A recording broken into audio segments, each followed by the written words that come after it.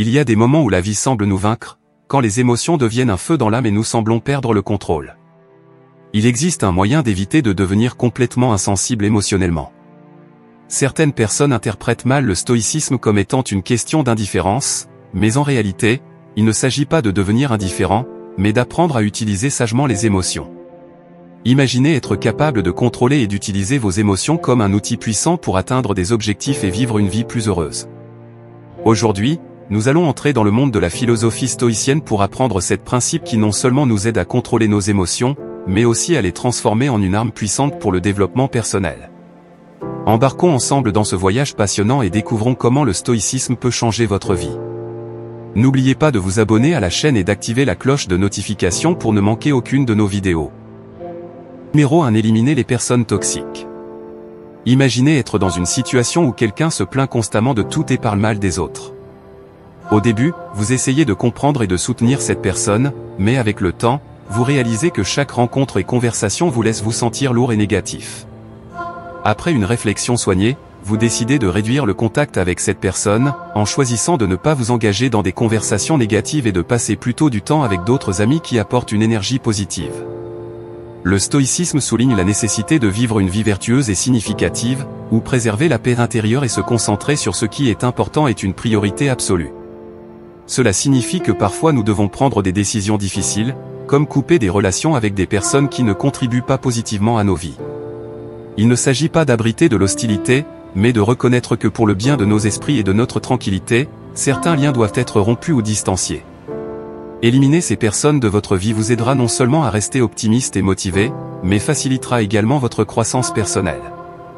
Vous aurez plus d'espace et d'énergie pour vous concentrer sur vos objectifs et améliorer les relations avec les personnes qui vous soutiennent et vous inspirent. La gestion des relations personnelles impacte directement notre équilibre émotionnel et notre développement personnel. Numéro 2. Définir des limites personnelles. Établir des limites personnelles n'est pas seulement un acte de protection de soi, mais aussi une étape importante dans le maintien de l'équilibre et de la paix intérieure. Cependant, l'importance des limites personnelles est souvent sous-estimée par les gens. Comme Sénèque l'a dit un jour, rien n'est vraiment à nous, sauf le temps, que nous gaspillons souvent avec les autres en répondant immédiatement à leurs demandes sans établir de limites. En n'envoyant pas de signaux clairs que notre temps, notre énergie et notre santé mentale sont précieux, nous nous exposons à l'épuisement, à l'envie, à la tristesse, à la dépression et à une pression écrasante. Imaginez que vous êtes quelqu'un qui est toujours prêt à travailler jour et nuit pour votre chef, vous ne refusez jamais une demande des autres et vous vous sentez souvent épuisé. Lorsque vous appliquez ce principe stoïcien, vous commencez à établir des limites pour votre temps. Vous prenez des décisions réfléchies et dites non lorsque vous sentez que vous avez atteint votre limite et que vous avez besoin de temps privé.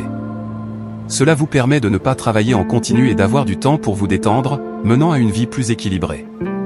Ainsi, établir des limites nous aide à reconnaître et à respecter nos propres besoins et limitations. Lorsque nous prenons le temps de réfléchir et d'écouter nos besoins internes, nous apprenons à répondre aux situations avec sagesse et considération plutôt que de réagir impulsivement ou émotionnellement. Cela ne nous aide pas seulement à mieux contrôler nos émotions, mais cela nous rend également plus responsables dans toutes nos relations. Établir des limites ne signifie pas que vous devenez égoïste ou indifférent envers les autres, au contraire, cela vous permet d'interagir avec le monde d'une manière saine et durable, en veillant à ne pas être émotionnellement et mentalement épuisé. En contrôlant votre temps et votre espace, vous serez mieux équipé pour faire face et gérer des situations difficiles avec calme et détermination. La définition des limites personnelles peut améliorer significativement la gestion des relations et la santé émotionnelle. Numéro 3. Aimer avec sagesse. L'amour est une émotion magnifique qui nous relie à la vie heureuse et significative que nous désirons tous. Selon la philosophie stoïcienne, l'amour et les émotions sont précieux, mais aimer excessivement peut entraîner des conséquences indésirables. Les stoïciens, qui valorisaient la résilience émotionnelle, parlaient souvent du danger de l'attachement. Comme Marc Aurèle l'a dit une fois, vous avez du pouvoir sur votre esprit, pas sur les événements extérieurs. Reconnaissez cela et vous trouverez la force. La force à laquelle il se réfère ici est la capacité d'aimer sans trop s'attacher. C'est la force d'apprécier la beauté d'un moment sans laisser ce moment définir toute votre existence. Dans nos vies personnelles, cette leçon devient plus claire que jamais. Imaginez une situation où nous investissons beaucoup d'émotions dans une personne.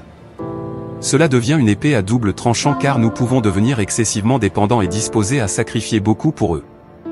Cela peut causer de la douleur lorsque cette personne ne répond pas à nos sentiments comme nous l'espérions. De plus, si cette personne s'éloigne de nous ou s'il y a une perte, nous pouvons éprouver une souffrance inutile. La philosophie stoïcienne nous encourage à aimer les autres librement et sincèrement tout en valorisant l'indépendance spirituelle. Cela signifie trouver un équilibre entre l'amour et l'autosuffisance. Nous ne devrions pas laisser nos émotions dépendre des actions ou des opinions des autres. Au lieu de cela, nous devrions maintenir nos âmes indépendantes et fortes. Vous pouvez aimer sans être facilement blessé. Apprendre à contrôler librement vos émotions et à ne pas les laisser dominer votre vie nous rendra plus patients, sans peur du changement, et capables de surmonter calmement les défis de la vie. Rappelez-vous que la philosophie stoïcienne ne suggère pas que nous devenions indifférents ou complètement froids à l'intérieur, au contraire, nous sommes encouragés à apprendre comment contrôler et gérer nos émotions pour une vie calme et prospère. En maîtrisant l'art d'aimer sans attachement excessif, vous ne protégez pas seulement votre cœur, mais vous honorez également votre esprit.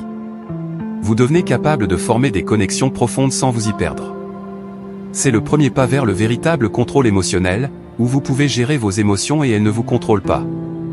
Aimer avec sagesse et modération peut enrichir nos vies en renforçant notre résilience émotionnelle et en maintenant notre indépendance personnelle.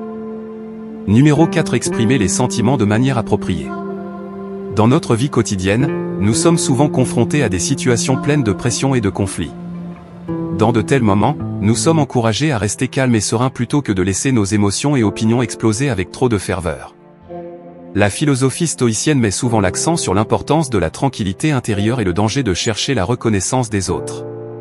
Comme Marc Aurèle l'a dit une fois, le bonheur de votre vie dépend de la qualité de vos pensées. Cette affirmation souligne l'idée que nous ne devons pas compter excessivement sur la reconnaissance des autres. Pensez aux fois où vous avez partagé une réussite personnelle avec d'autres personnes en quête de reconnaissance ou lorsque vous avez exprimé vos opinions, ce qui a souvent donné lieu à des critiques ridicules ou même à des moqueries. De telles expériences peuvent blesser nos sentiments et saper notre confiance en soi. L'objectif de cette règle dans la philosophie stoïcienne est donc de nous aider à éviter les conflits inutiles et de garantir que nous ne provoquons pas de conséquences indésirables dans notre communication. Plutôt que de réagir impulsivement lorsque nous sommes agités par nos émotions et opinions, cette règle nous encourage à écouter et comprendre les autres d'abord. Cela ne crée pas seulement un environnement de communication positive, mais nous aide également à apprendre à contrôler nos émotions. Au lieu de laisser les émotions surgir de manière naturelle et incontrôlable, nous pouvons les gérer pour garantir qu'elles ne dominent pas nos décisions et conduisent à des actions ou des expériences indésirables. Cependant, cette perspective ne suggère pas que nous devrions supprimer complètement nos émotions et opinions. Au contraire, nous devons trouver des façons de les exprimer attentivement. Cela signifie que nous devons considérer avant de parler ou d'agir, en garantissant que nos actions ne causent pas de conflit ou ne deviennent pas incontrôlables. Cette compétence n'est pas seulement bénéfique pour maintenir la stabilité dans nos relations avec les autres, mais elle est également utile dans notre vie quotidienne car elle nous aide à démontrer de la patience et des choix judicieux dans diverses situations, du travail à la vie familiale et sociale. Une expression contrôlée et réfléchie des émotions peut prévenir les conflits inutiles et améliorer nos relations interpersonnelles tout en préservant notre sérénité intérieure. Numéro 5. Pratiquer la compassion sélective. La capacité de comprendre et de partager les émotions des autres, la compassion empathique, est souvent considérée comme l'une des qualités morales les plus nobles des êtres humains. Dans un monde rempli d'histoires touchantes et de défis des autres, nous pouvons facilement devenir excessivement investis dans nos émotions si nous sommes trop préoccupés par elles. Épictète, le célèbre philosophe stoïcien, a dit un jour, « Ce n'est pas ce qui vous arrive, mais la manière dont vous réagissez qui compte. » Cette compréhension est particulièrement vraie quand il s'agit de compassion. Souvent, nous sommes confrontés à des situations difficiles avec les émotions des autres. La manière dont nous démontrons de la compassion dans ces situations peut impacter notre manière de vivre et provoquer des changements dans leur vie. Au lieu d'être dominés par les émotions et les situations autour de nous, la philosophie stoïcienne nous encourage à apprendre à contrôler nos réactions. La compassion ne signifie pas que nous devons supporter tout ou assumer les responsabilités de tous, mais plutôt que nous devons distinguer entre ce que nous pouvons contrôler et ce que nous ne pouvons pas. Cette règle nous incite à ne pas nous mettre dans des situations où nous nous sentons obligés d'aider tout le monde et de partager toutes leurs difficultés. Au lieu de cela, nous devrions pratiquer le partage et le soin de manière avisée. Cela signifie que vous devriez vous concentrer sur l'aide à ceux qui ont vraiment besoin de votre soutien et qui ont le potentiel de changer positivement leur vie. Si vous travaillez dans un bureau et avez un collègue qui éprouve des difficultés au travail, vous souhaitez montrer de la compassion et le soutenir de la manière que vous voulez, mais vous savez aussi que vous avez travaillé dur toute la journée et que vous vous sentez fatigué. Dans ce cas, vous pouvez appliquer le principe de sélection de la compassion en choisissant quand investir des émotions et quand maintenir une distance émotionnelle saine. En faisant cela, vous vous protégez des fluctuations émotionnelles inutiles et garantissez que lorsque vous décidez de vous soucier, cela soit sincère, concentré et impactant. Au lieu de continuer à travailler toute la journée et de partager toute la pression avec votre collègue, vous pouvez choisir de les contacter et de les soutenir de manière proactive au bon moment, après le travail.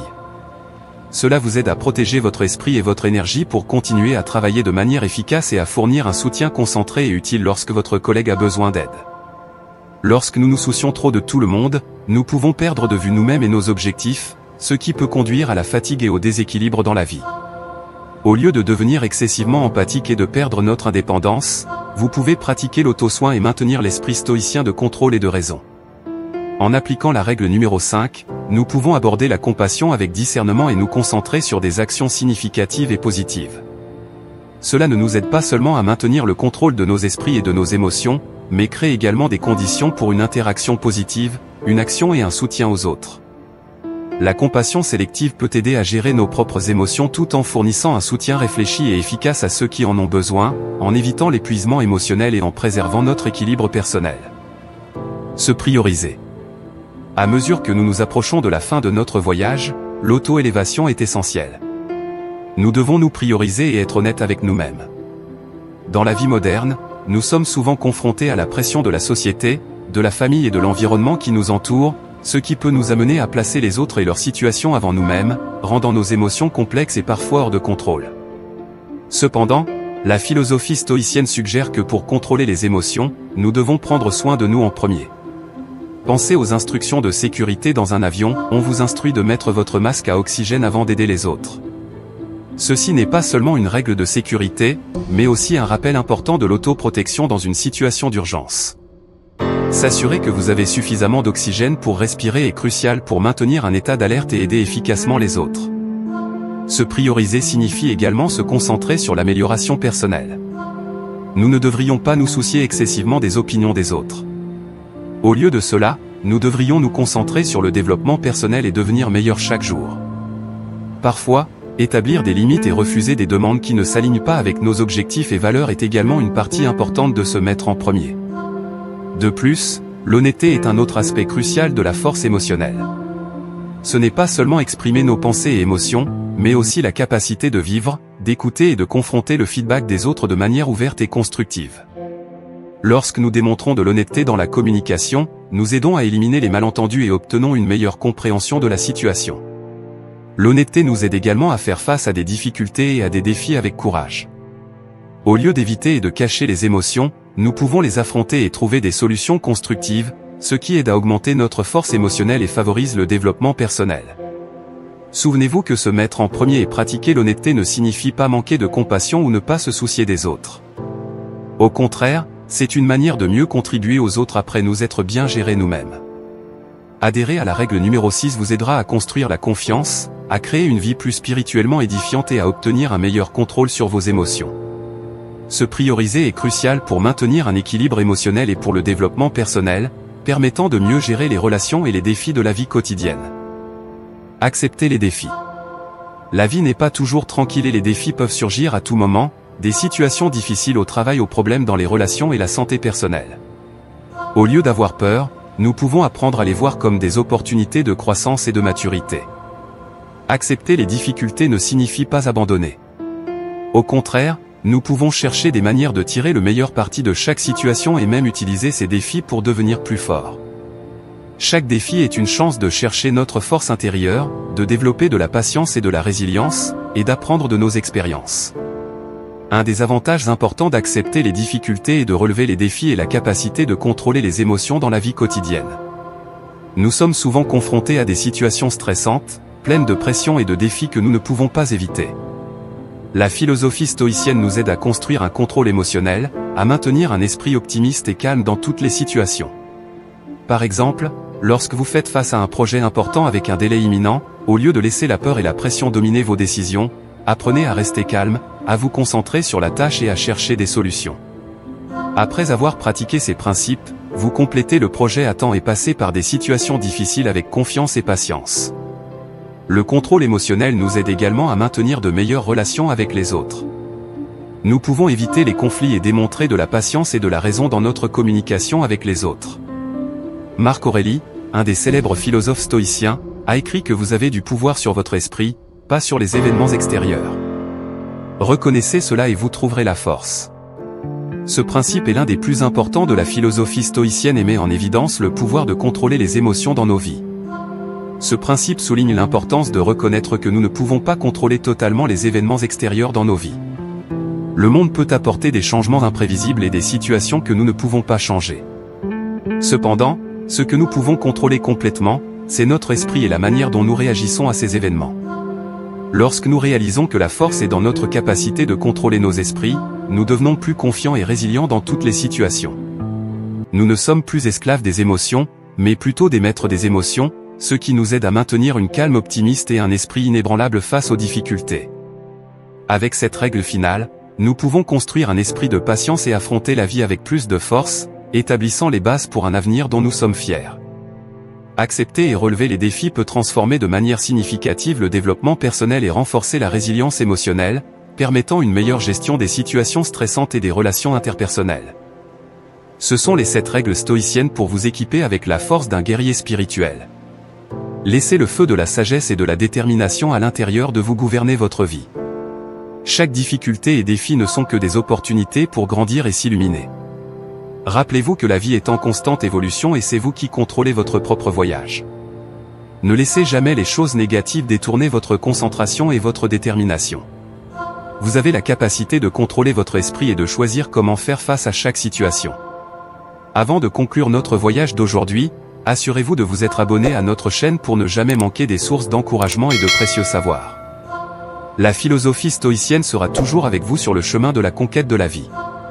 N'oubliez pas de cliquer sur les boutons j'aime et partager pour diffuser la philosophie stoïcienne à plus de personnes. N'oubliez pas de laisser un commentaire ci-dessous, si vous ne savez pas quoi dire, laissez un commentaire disant un lien stoïque pour nous montrer que vous êtes prêt à appliquer ces règles dans votre vie. Continuez votre voyage et libérez toujours l'être humain fort à l'intérieur de vous pour conquérir chaque jour. La vie est comme une bataille, et vous êtes le vainqueur. Lisez la Bible et restez avec Dieu.